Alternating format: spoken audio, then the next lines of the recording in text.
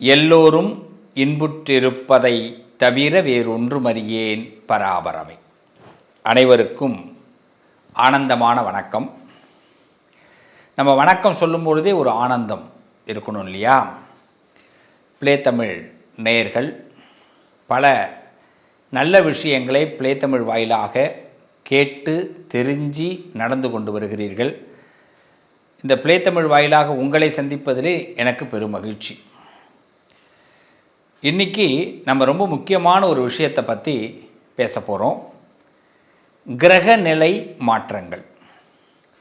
இந்த கிரகநிலைகள் மாற்றத்தினால நமக்கு என்னென்ன லாபங்கள் நடக்க போகுது, எப்படி அதை லாபமாக மாற்றிக்கிறது அப்படிங்கிறத பற்றி தான் இன்று பேச போகிறோம். அவசியமாக இந்த காணொளியை மிஸ் பண்ணாமல் பாருங்கள். உங்கள் வாழ்க்கையில் உங்கள் வீட்டில் எத்தனை பேர் ஜாதகம் இருக்கீங்க? நீங்கள் ரிஷப ராசியாக இருக்கலாம், மேஷ ராசியாக இருக்கலாம், மிதுன ராசியாக இருக்கலாம், கடக ராசியாக இருக்கலாம். 12 ராசியில் ஏதோ ஒரு ராசியாக நீங்கள் இருப்பீங்க. இப்போ இந்த ராசிக்காரர்கள் இவங்க தான் இதை பார்க்கணும், அவங்க தான் பார்க்கணும்னு இல்லை. எல்லா ராசிக்காரர்களுக்குமே நாங்கள் இந்த விஷயத்தை போடுறோம். ஒளிப்பதிவாக நாங்கள் உங்கள் பதிவேற்றி உங்களுக்கு கொடுக்குறோம். அதில் ரொம்ப முக்கியம், நீங்கள் பார்த்துட்டு யாருக்கும் பார்க்கலைன்னா கூட நீங்கள் ஷேர் பண்ணுங்கள். ஏன்னா சில நேரங்கள் நமக்கு ஒரு பொன்னான வாய்ப்புகளை கொடுக்கும், ரொம்ப அற்புதமான தருணங்களை ஏற்படுத்தும். அதில் அப்படி ஒரு தருணம் தான் இந்த காலகட்டம்.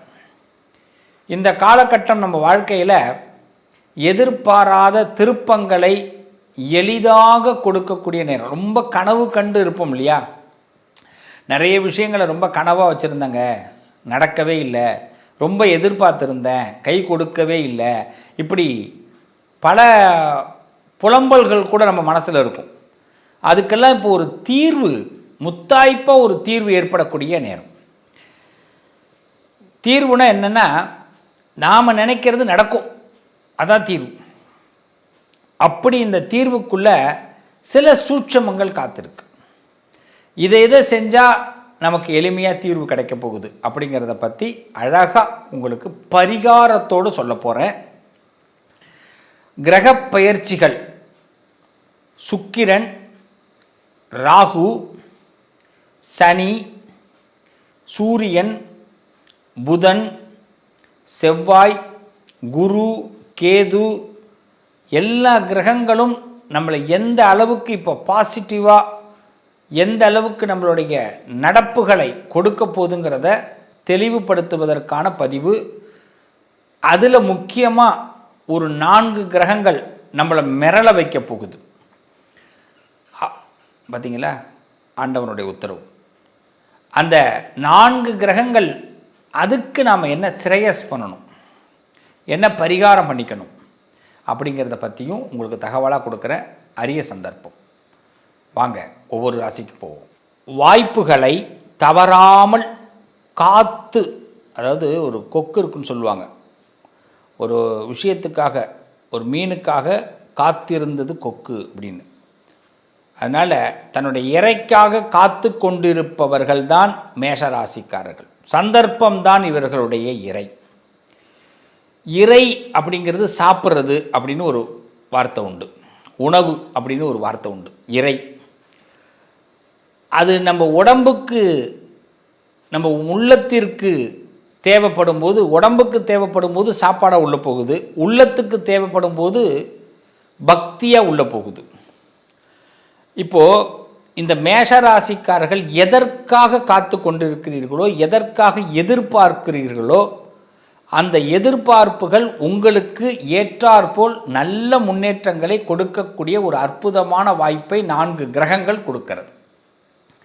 அதில் ரொம்ப சிறப்பாக ஒரு விஷயம் என்னென்னா, நம்ம 4 விஷயத்துக்காக தான் இந்த உலகத்தில் போராடிக்கிட்டு இருக்கோம். ஒன்று ஆரோக்கியம், இன்னொன்று பணம், இன்னொன்று கீர்த்தி புகழ், இன்னொன்று இந்த எதிரிகள் இல்லாமல் இருக்கிறது, செய்வன கோளாறு துஷ்டர்கள் இல்லாமல் இருக்கிறது. இந்த 4 தாண்டி நம்மளுடைய போராட்டம் பெரிய அளவில் இருக்காது. ஒரு பள்ளிக்கூடத்துக்கு ஒரு பையன் போகிறான், கல்லூரிக்கு ஒரு பொண்ணு போகுதுன்னா அவர்களும் சில எதிரிகளை ஹேண்டில் பண்ண வேண்டியதாக இருக்குது. யார் நண்பன் யார் எதிரினே இந்த உலகத்தில் கண்டுபிடிக்க முடியல. இப்போ மேஷராசிக்காரர்கள் தினசரி போர் வீரர்களாக இருக்க வேண்டிய கட்டாயம் இருக்குது. யார் எங்கேருந்து அம்பு தொடுப்பானே தெரில சார், எவன் குண்டு போடுவானே தெரில சார். வெளியில் ஒருத்தவன் குண்டு போடுவான்னு எதிர்பார்த்துக்கிட்டே இருக்க, வீட்டுக்குள்ளே ஒருத்தவன் குண்டை போடுறேன். ஏன் நான் என் பொண்டாட்டி பிள்ளைங்க சரி நமக்கு சப்போர்ட்டாக இருக்காங்கன்னு சொல்லிட்டு நம்ம வெளியிலேருந்து பிரச்சனை வரப்போகுது அப்படின்னு பார்த்தா நம்ம பொண்டாட்டி பிள்ளைகளாலேயே பிரச்சனை சார், புருஷன் பிள்ளைகளாலேயே பிரச்சனை சார். இப்படி வீட்டில் உள்ளவங்களால் எந்த எண்ணத்தில் ஆரம்பிக்குதுன்னே கண்டுபிடிக்க முடியாது. சரி இவங்கெல்லாம் சரி பண்ணியாச்சு, பிரச்சனைகளை சரி பண்ணி பொண்ணுக்கு உள்ளது, பையனுக்கு உள்ளது, மருமகளுக்கு உள்ளது, மருமகனுக்கு உள்ளது, பேரனுக்கு உள்ளது, பேத்திக்கு உள்ளதெல்லாம் கூட சரி பண்ணி சரி அப்பாடா பொண்டாட்டி வரைக்கும் கவர் பண்ணி அப்பாடான்னு உட்காந்தோம்னா வீட்டில் வேலை பார்க்குறவங்களால பிரச்சனை வரும். சரி இதையும் சரி பண்ணிட்டோம்யா அப்படின்னா சம்மந்தமே இல்லாமல் நம்ம வீட்டை ஒருத்த முடியாது வேடிக்கை பார்த்துட்டு போயிருப்பான்.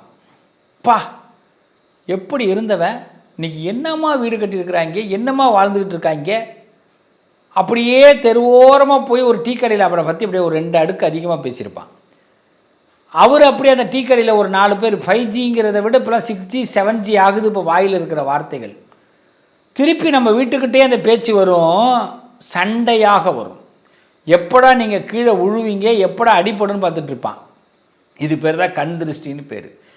இவ்வளவு சிரமங்களையும் தாக்கு பிடிச்சி கொண்டு போயிட்டுருக்கிறாங்க மேஷராசின்னா இந்த காலகட்டம் இறைவன் உங்கள் பக்கம் இருக்கிறதுனால தான். அதை இன்னும் கொஞ்சம் கூடுதல் பலப்படுத்துறதுக்காக பாருங்கள், இந்த பிப்ரவரி மாதத்தில் குரு பகவான் உங்களுடைய வாழ்க்கையை நேரடியாக இந்த மேஷராசிக்கு ஒரு அற்புதத்தை நிகழ்த்துகிறார். முதல் விஷயம் ஏன்னா இந்த பிப்ரவரி மாதம் இறுதியில் மார்ச் மாதம் ஆரம்பம் வக்கர நிவர்த்தி ஆக போகிறார் குரு. அப்போ இந்த வக்கர நிவர்த்தி ஆகும் பொழுது முதல் விஷயம் எதிராளிகள்லாம் நமக்கு நண்பர்களாக மாற போகிறாங்க. இப்போது செவ்வாய் உச்சம் பெற்ற வீட்டில் இருக்கார். ஆல்ரெடி உங்களுக்கு செவ்வாய் தான் ஆட்சிநாதன். அப்போ பூமி சம்பந்தப்பட்ட வில்லங்கம் விலகப் போகிறது. உங்களுக்கு யாராவது எதிர்மறையாக பேசினவங்க, துஷ்டமாக பேசினவங்க, இவங்கெல்லாம் பார்த்தீங்கன்னா உங்களை விட்டு விலக போகிறாங்க.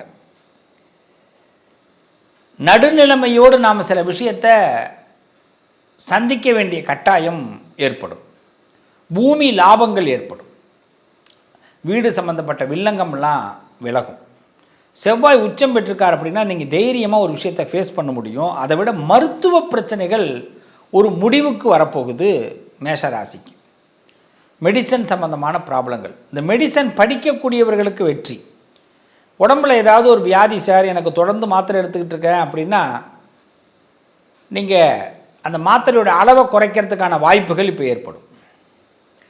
அதே மாதிரி நம்ம பதவியில் நம்ம அரசியல் சார்ந்தவர்களாக இருந்தால், அதிகாரத்தில் சார்ந்தவர்களாக இருந்தால், கட்சி சார்ந்தவர்களாக இருந்தால், பதவியில் எவனாவது வில்லங்கமாக இருக்கான் பாருங்க, அவெல்லாம் இப்போ தலைதெறிக்க ஓட போகிறான். ஆஹா இவர்கிட்ட போய் வச்சுக்கிட்டோமே, இவர் இப்படி போட்டு விடுவார் நான் எதிர்பார்க்கலையே அப்படின்னு தலைதெறிக்க ஓடக்கூடிய வாய்ப்பை செவ்வாய் ஏற்படுத்துகிறார். இன்னொரு பக்கம் பாருங்கள், இந்த புத பகவான் யார் என்ன யோசிக்கிறான், மனசுக்குள்ளே யோசிக்கிறானோ அதை இப்போ வெளிப்படுத்த போகிறார். ஒரு படத்தில் பார்த்தீங்கன்னா விவேக் பார்த்தீங்கன்னா ஒரு படத்தில் யார் என்ன நினச்சாலும் அவருக்கு மனசில் பட்டுடும். அது மாதிரி இப்போ மேஷராசிக்கு யார் என்ன நினச்சாலும் மனசில் ஒரு படமாக போட்டு காட்ட போகிறார் புத பகவான். இந்த பக்கத்தில் புதனும் உங்களுக்கு ஒரு நல்ல ஹெல்ப் பண்ணுறார். உங்கள் வீட்டில் உள்ளவங்க உங்களை தப்பாக நினச்சாலும் சரி, சரியாக நினச்சாலும் சரி, சில ரகசியங்கள் கசிஞ்சிடும், ஒன்றுமே பண்ண முடியாது, பெரிய லாபம் சில ரகசியங்கள். அது மாதிரி இன்னொரு விஷயம், இந்த சுக்கிர பகவான் பாருங்கள் மேஷராசிக்கு 11வது வீட்டில் பிப்ரவரி 7 உட்கார்றாரு. பிப்ரவரி 7 இப்போ என்ன ஆகும் அப்படின்னா அந்த அந்த 11ஆம் இடத்துல போய் உட்காரும் பொழுது லாபஸ்தானம் ஒரே ட்ராக்கு. இப்போ இருக்கிறது கரண்ட்டில் உங்களுக்கு மகரத்தில் இருக்கிறார். தனுசு, மகரம், கும்பம், மீனம் இது எல்லாத்தையுமே இந்த 3 மாதத்தில் கிராஸ் பண்ணுறாரு. ஃபாஸ்ட்டாக கிராஸ் பண்ணுற இந்த தடவை சுக்கிர பகவான்.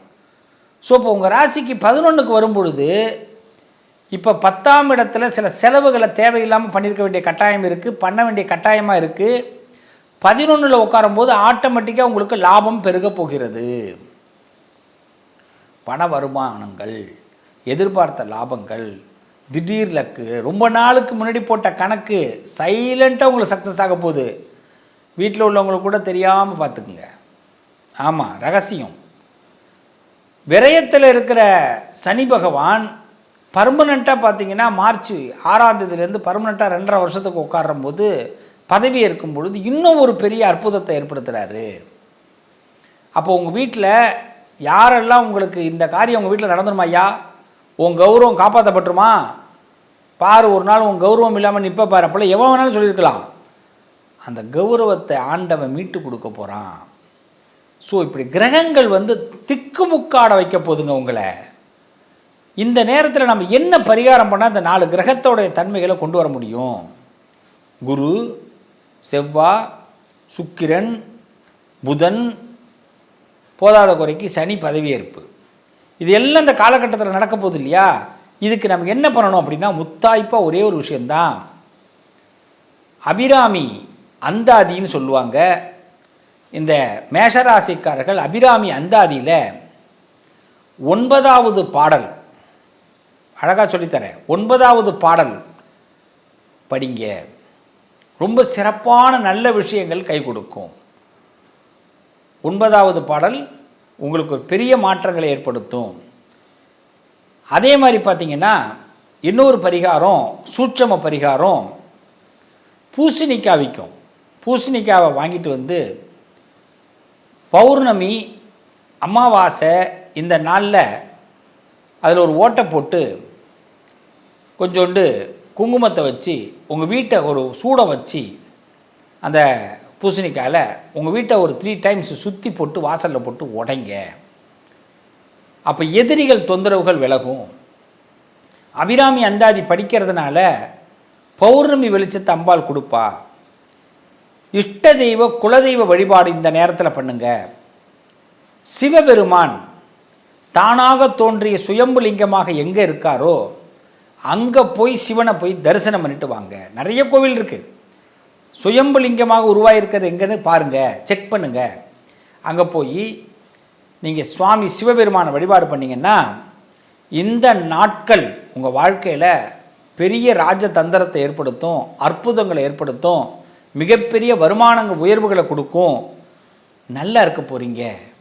நல்ல மனசோட நிறைய பேரை நீங்கள் பார்க்க போகிறீங்க. நல்லது உங்களுக்கு நடக்க போகுதுங்க. வாழ்த்துக்கள். நல்லதே நடக்கும்.